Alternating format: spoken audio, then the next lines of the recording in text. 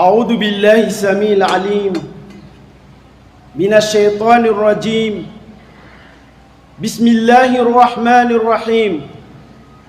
الحمد لله رب العالمين الذي أكرمنا بالإسلام وعزنا بالإيمان وأنعم علينا بنبيه محمد مصطفى صلى الله عليه وسلم، فهدانا من الضلال وجمعنا من الشتات وألف بين قلوبنا وأصبحنا بفضل الله إخوة متحبين المتعددين. نحمد الله على هذه النعمة ونسأله المزيد منها والتوفيق فيها والشكر عليها. سبحان الله وبحمده عدد خلقه ورضا نفسه وزنة عرشه ومداد كلمته. نحمدك الله حمدا حامدين ونشكرك ربي شكرا شاكرين. سيد الأولين والآخرين إمام الأنبياء والمتقين. أشهد أن لا إله إلا الله وحده لا شريك له، وأشهد أن محمدا عبده ورسوله الذي بلغ الرسالة وعد الأمانة ونصح الأمة وجاهد في الله حق جهاده. والصلاة والسلام على سيدنا وحبيبنا محمد صلى الله عليه وسلم وعلى آله وأصحابه ومن دعا بدعوته إلى يوم الدين. أما بعد، فيا عباد الله، أوصي نفسي أولا ثم إياكم بالتقوى الله. وقال الله سبحانه وتعالى يقول في كتابه المنزل بعد أعوذ بالله من الشيطان الرجيم: يا أيها الذين آمنوا اتقوا الله حق تقاته ولا تموتن إلا وأنتم مسلمون. وقال أيضا: قل هذه السبيل أدعو إلى الله على بشيرة أنا ومن اتبعني. وقال أيضا: قل إن كنتم تحبون الله فاتبعوني يحببكم الله ويغفر لكم ذنوبكم والله غفور رحيم. وقال أيضا: والذين جاهدوا فينا لنهدينهم سبلنا. وقال الله سبحانه وتعالى يقول في حديث قدسي: يا عبدي اطلبني تجدني فإن وجدتني وجدت كل شيء. وقال النبي صلى الله عليه وسلم: إنكم على بينة من ربكم ما لم تظهر فيكم سكرة الجهل وسكرة حب العيش، وأنتم تأمرون بالمعروف وتنهون عن المنكر وتجاهدون في سبيل الله، فإذا ظهر فيكم حب الدنيا فلا تأمرون بالمعروف ولا تنهون عن المنكر ولا تجاهدون في سبيل الله، والقائلون يومئذ بالكتاب والسنة كالسابقين الأولين من المهاجرين والأنصار أو كما قال صلى الله عليه وسلم. In the name of Allah, the most beneficent and most merciful, all praise to be Allah, the cherisher and sustainer of the world, master of the day of judgment. Did we worship and did we seek? Allah is the one who give us an opportunity to become a Muslim. He is the one who give us an opportunity to show us the right path, the right way, and this is the way of all prophets down to the humanity, up to the last prophet Muhammad sallallahu alaihi wasallam, peace be upon him. Not the path of those on whom has bestowed the grace, those whose portion is not wrath and who go not astray. Ang lahat ng puri ay sa Allah lamang, ang pinakamahabagi ng pinakamawain, ang lumikha sa 7 palapag ng kalangitan at 7 palapag ng kalupaan, kabilang na ang nilalaman ng 2 yun. Allahu alladhi khalaqa as-samawati wal arda wa ma bainahuma fi 6 ayyam. Allah is the one who created the 7 layers of the heaven and the 7 layers of the earth, including its contents between the two things in within 6 days, my dear brothers and sisters in Islam. Tanging ang may kapangyarihan, may kontrol sa lahat, huwag natin kakaligtaan, ang tagapaglikha lamang ang Allah. Walang makakagalaw, walang magkakasakit, walang magiging mayaman, walang magiging pobre, walang mamamatay, at wala ring mabubuhay.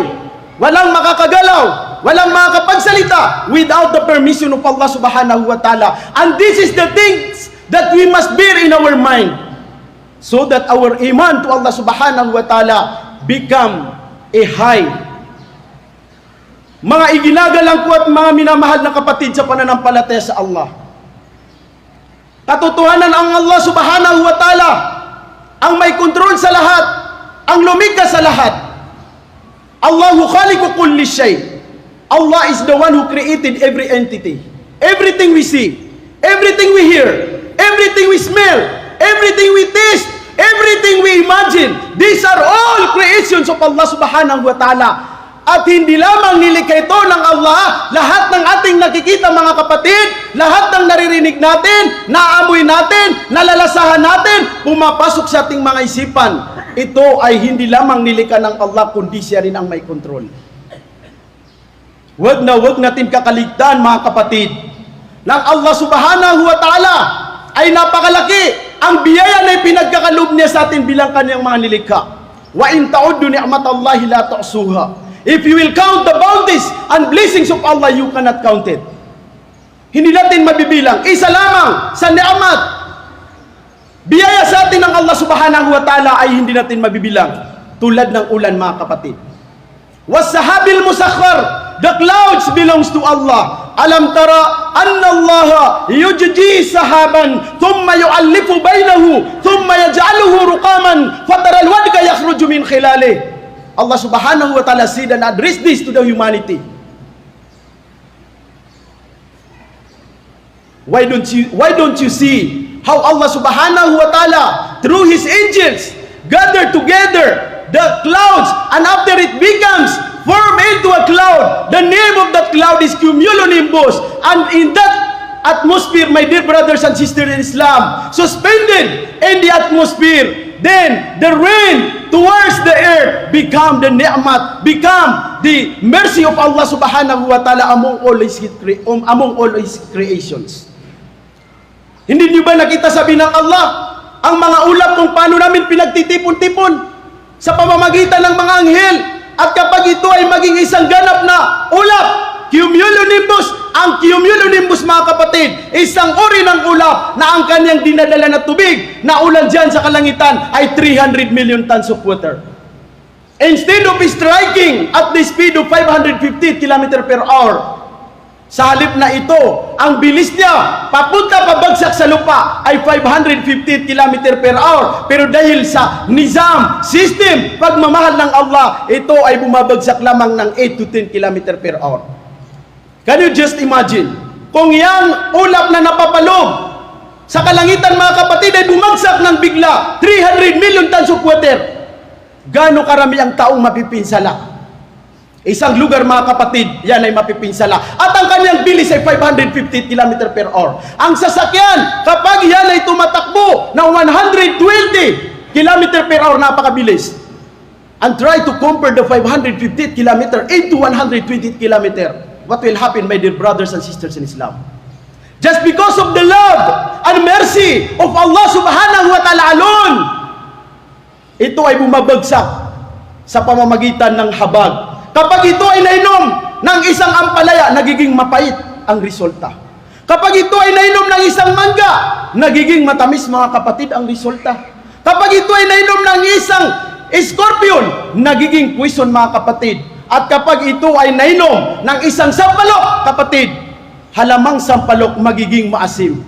Different temperament, different taste. But Allah subhanahu wa ta'ala is the one who control it and manage it, my dear brothers and sisters in Islam.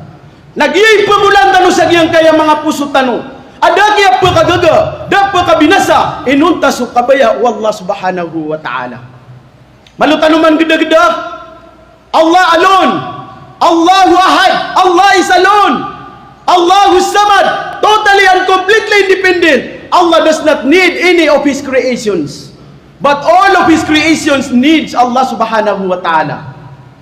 Lahat ng nilalang mga kapatid ay nangangarap at nangangailangan sa tulong ng Allah subhanahu wa ta'ala. Ngunit ang Allah ay walang kailangan sa atin.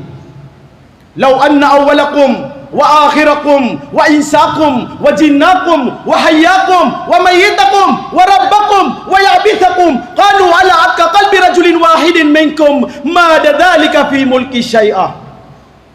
Allah subhanahu wa ta'ala said in His hadith Qudsi, "O my slaves, from Adam alayhi salatu wasalam up to the last person to be created by Allah subhanahu wa ta'ala, all persons, all human beings, you gather together, including all jinnat and all insects and the fish in the ocean, the animals, you are being united in order to worship Allah subhanahu wa ta'ala, and you become the most pious amongst you.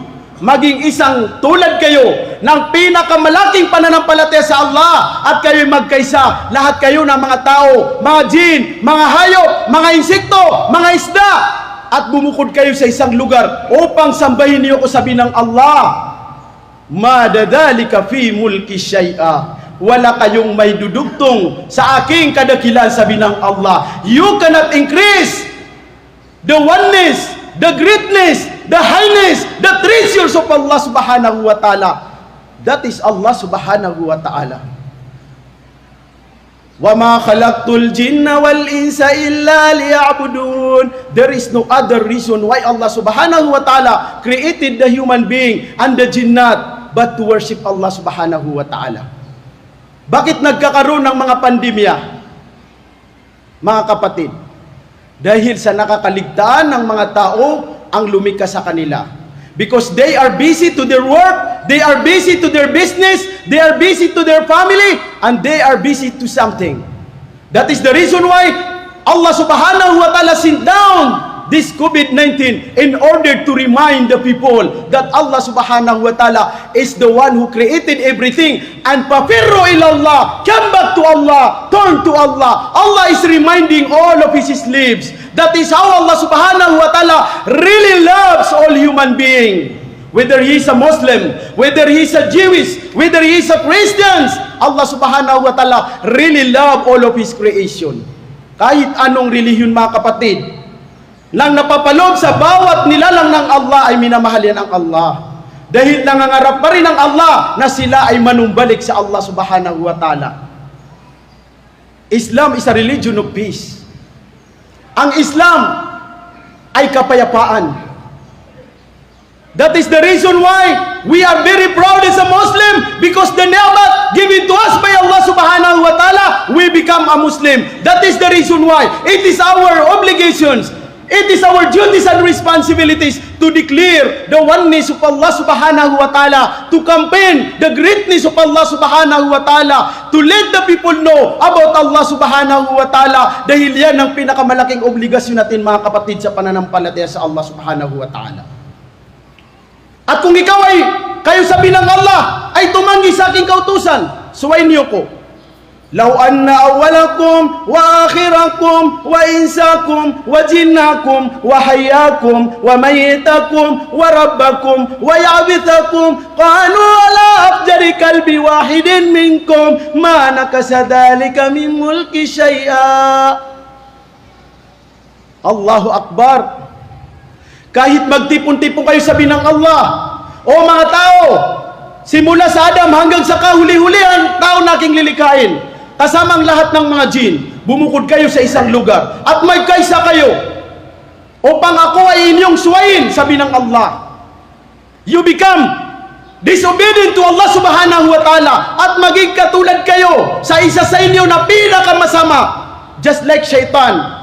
At kayo ay sumuway sa akin, sabi ng Allah, hindi niyo ko sasambahin, nakasadali kami mulki syai'a. You cannot decrease my treasure, my oneness, my greatness, my highness as creator, the Allah subhanahu wa ta'ala. Wa aqulu qawli hadha wastaghfirullaha li wa lakum wa lisairil muslimina min kulli dhanb fastaghfiruhu innahu huwal ghafurur rahim.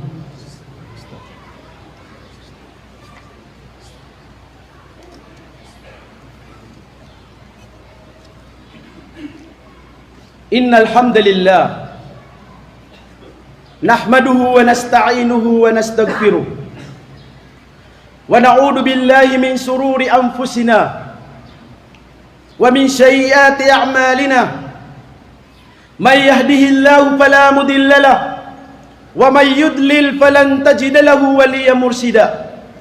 Wassalatu wassalamu ala sayyidina wa habibina Muhammadin sallallahu alaihi wasallam. Amma ba'd. Ang Allah subhanahu wa ta'ala ay sinabi niya sa kaniyang banal na Quran. It is being reminded by Allah subhanahu wa ta'ala among all believers to Allah subhanahu wa ta'ala.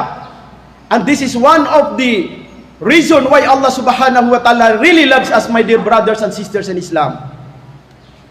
Ya ayyuhalladhina amanu taqullaha haqqa tuqatih wa la tamutunna illa wa antum muslimun.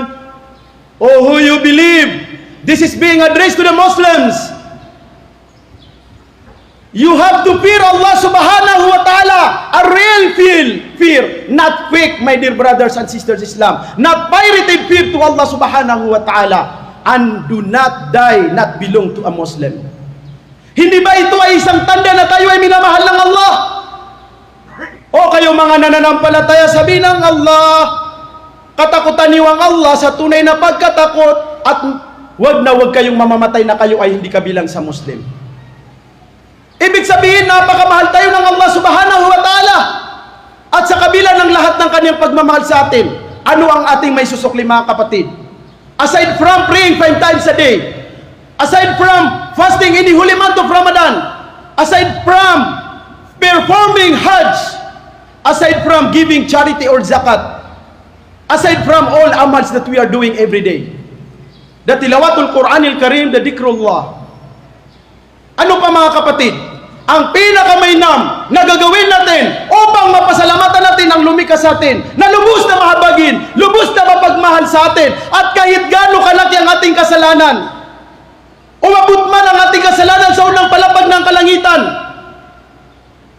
Ya abdi, law balagats dunubuka ananas sama thumma astaghfartani ghafartu laka. Sinabi ng Allah, wala kong pakialam o aking alipin na mapuno mo man umabutan yung kasalanan sa kalangitan. At kung ikaw, sabi ng Allah, ay hingi ng kapatawaran sa akin, ikaw ay aking papatawarin, sabi ng Allah. So, ano ang may susukli natin in returns to the blessings and bounties of Allah subhanahu wa ta'ala to us, my dear brothers and sisters in Islam? Ano ang may susukli natin? Ang may susukli natin ay magdadaawat tayo. We will go to those people who does not know yet about the oneness and greatness of Allah subhanahu wa ta'ala. That Allah is the creator. Allah is the one who control everything.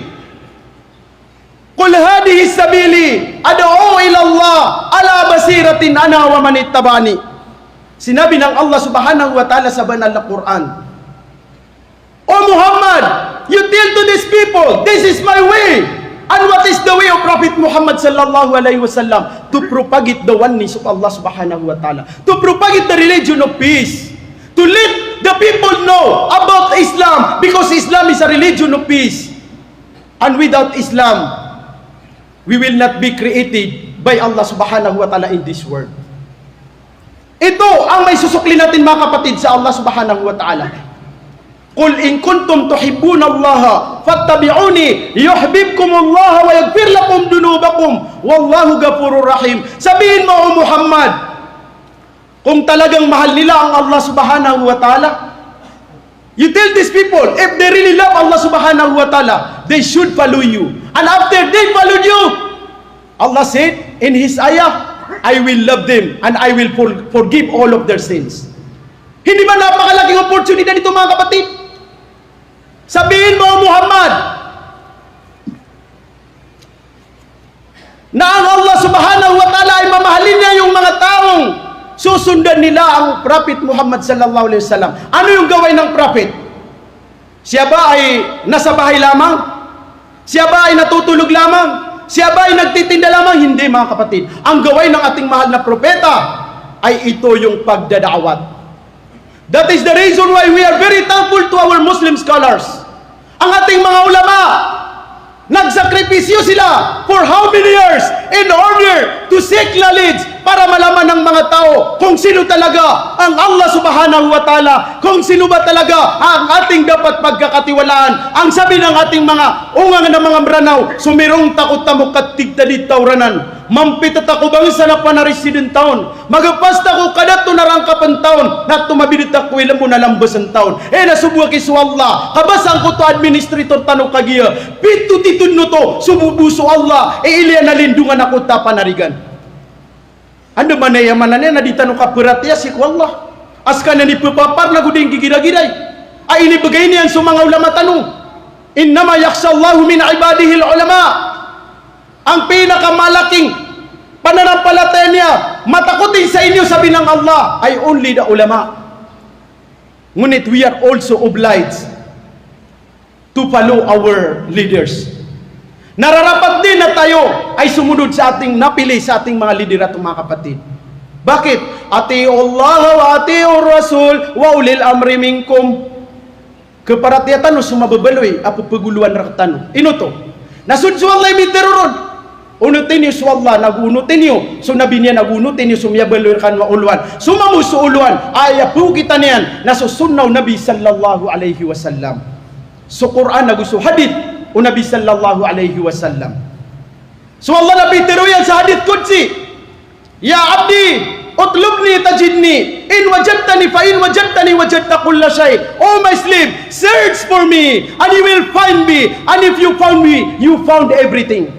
Ito ay tiniyak ng Allah subhanahu wa ta'ala. O aking alipin sabi ng Allah, hanapin mo ako, at ako'y iyong mahanap. Tiniyak ng Allah na mahanap natin siya. At kapag ako inyong mahanap, sabi ng Allah, para na rin yun na rin nahanap ang lahat ng siya'y. Bakit? Dahil ang may kontrol at lumika sa lahat ng siya'y ay ang Allah subhanahu wa ta'ala. Walladhina jahadu fina lanahdiyannahum subulana. So sila nuto, so mga tawat ti Allah, adi marumasay sa lalansi ku Allah. Fina, the fina, according to the tafsir of our mufassirin, Giyang ko tafina na ayabuan tapian na sulalan si kuwalla di kindawat ng si kuwalla. Lanahdiyan na subulana na di sumala na panggunanaw na kansira na tigwalla. To those people who are propagating to the oneness, the religion of peace, the sunnah of Prophet Muhammad sallallahu alaihi wasallam, Allah subhanahu wa ta'ala said, I will guide them. Hindi sila maliligaw. Bakit? Ano ang sabi ng Prophet Muhammad sallallahu alaihi wasallam in his hadith? Innakum ala bainat min rabbikum malam tadhar fikum sakratan, sakratul jahil wa sakratu hubul aish. Kayo sabi ng Propeta Muhammad sallallahu alaihi wasallam ay napapaloob kayo sa katotohanan, sa tama, sa pangangalaga ng Allah, sa hidayat, turuan ng Allah, hanggat kayo ay hindi lumantad sa inyo itong dalawang pagkahilo. Ano itong dalawang pagkalasing, pagkahilo mga kapatid? Sakratu hubul aish, ito yung lubos na pagmamahal sa makamunduang bagay sa dunia. So tara lo babayasi ko dunia, nataman sa dirkano makarayag at tigo Nabi sallallahu alaihi wasallam agu dirkano makarayag. So tara lo akada pelang si kuagama na sugu kanu sa mapia, separ kanu sa marata, di kanu di merumasi sa lalan si kuwalla. Hanggat hindi napapalub yung dalawang pagkahilo, pagkalasing mga kapatid, yung lubos na walang kaalaman mang pagiging mangmang sa Islam at lubos na pagmamahal sa makamunduang bagay, hanggat hindi yan lumitaw sa inyo, sabi ng Nabi sallallahu alaihi wasallam, ay kayo ay napapaloob sa pangangalaga sa hidayat ng Allah subhanahu wa ta'ala, at kayo ay naglalakbay sa landas ng Allah. Kayo ay naguutos sa kabutihan at pumipigil sa kasamaan. Faidadahar fikum hubbud dunya. Ngunit sabi ng Nabi sallallahu alaihi wasallam, kapag ito ay lumitaw sa inyo, makareagir kaluag yung kaya duwang kaberg. Kalalangot, mitaralo subabayayo si kudunia, kakalipatan niyo su alungan na mauri, kalipatan niyo su atas tanggungan niyo kuagama, kalipatan niyo su diniyo dikipanampain si kukalaw Allah. Nagu mitaralo su kada pelang si kuagama kadiga peganad. Nasa tindig ka din, kadiga perhatian su mga ulama, asiran niya maganad si kuagama. Nanto na ikeswa, na di ka sugo sa mapya, na di ka separ sa marata, hindi ka magpipigil sa kasamaan at hindi ka rin mag-utos ng kabutihan at hindi ka rin maglalakbay sa landas ng Allah. Ngunit kapag yan ay lumitaw sa binang Nabi sallallahu alaihi wasallam at mayroon pang mga taong naglalakbay, mayroon pang taong nag-utos ng kabutihan, nagsasabi ng masama, yan ay masama, ito ay mabuti. Wala silang pinagkaiba, sabi ng Nabi sallallahu alaihi wasallam, sa mga muhajirin at ansar. Ito yung mga sahabat kiram ajmain. Kung kaya't yung mga tao, yung ating mga ulama na nagsasakripisyo sa landas ng Allah, yung mga taong naglalakbay sa landas ng Allah, sila yung mga taong alqailuna yawmaidin bil kitabi was sunnah kasabiqin al-awwalina minal muhajirin wal ansar. Sila yung katulad ng sinabi ng Nabi sallallahu alaihi wasallam na parang mga muhajirin at mga ansar. Yan yung mga taong naglalakbay sa landas ng Allah subhanahu wa ta'ala. Bago ko tapusin mga kapatid ang aking khutbah, I have to clear first this thing. Some of the people are very confusing about Islam. Sometimes the Islamophobia are being heard and being watched in the television. The non-Muslims, especially to those people who are not aware about Islam. Minsan nasasaktan tayo kasi sinasabi na Islam is a terrorist, ang Muslim ay terrorist. I have to clear these things. Ang Allah mismo ang nagutos dyan sa banal na Quran. There is no place of terrorism in Islam. Man qatala nafsan bighayri nafsin aw fasadin fil ardi faka'annama qatala an-nasa jami'a wa man ahyaha faka'annama ahya an-nasa jami'a. Allah subhanahu wa ta'ala said in the Quran, killing of one innocent person is like killing of all people around the world. More than 8 billion people around the world at this moment. Pero hindi lang 8 billion. Ang sinabi ng Allah, lahat ng tao. From Adam alayhi salatu wasalam up to the last person to be created by Allah. Kapag ang taong pumatay, sabi ng Allah, sa inosente, walang kasalanan, ang magiging kaso niya ay para na rin niyang pinatay lahat ng tao sa mundo. Where is now the terrorism in Islam? There is no radicalism. There is no extremism. There is no terrorism. There is no fundamentalism in Islam. Because Islam is a religion of peace. Ultimo, utos ng ating mahal na propeta sa mga Muslim. Huwag na huwag niyong sasaktan ang mga hayop. Huwag niyong saktan ang mga tao kahit ano ang relihiyon nila. What more kung papatayin mo mga kapatid? In our Philippine Constitution, once you have killed one person, whether it is intention or not intention, your case will be one only. Either murder or homicide. Isa lang ang magiging kaso mo kapag nakapatay ang isang tao. Yan ang parusa niya sa ating batas sa Pilipinas. Pero sa batas ng Allah, batas ng Islam, kapag pumatay ka sa walang kasalanan, ang magiging kaso mo ay lahat ng tao sa mundo. Hindi lang multiple murder, mga kapatid. Hindi lang mass genocide murder, kundi lahat ng tao sa buong mundo, mga kapatid. So Islam is a religion of peace. Ultimong mga halaman ay bawal namin patayin na hindi namin papakinabangan dahil yan ang kautusan ng Prophet Muhammad sallallahu alaihi wasallam. Irespeto niyo, sabi ng propeta, ang anumang tao, sino mang tao, halaman man yan o mahayop, igalang at irespeto at mamahalin. La yu'minu ahadukum hatta yuhibba li akhihi ma yuhibbu li nafsihi. Nag-iikiyaw mamambuwe man na nanaratanuro ng mga Muslim. Dito na makaparatiya, Swisar kanu at tigunabi. Sa taruto paparatiya, taman sa dinyan kababayan, so pagarinian ang Muslim sa lagi dito kababayan sa ginawa niyan. Now kakalimuay tanong, kakapdi tanong. Apiyan tulagi katasan yan. Kahit yan ay Maguindanaon, Tausug, Maranao, Balik Islam, Jamamapon, Yakan, Sangyen, Amerikano, Arabo, Thailandia, as long as they are Muslim, we have to love them, my dear brothers and sisters in Islam. At kailangan natin magkaisa sa tama.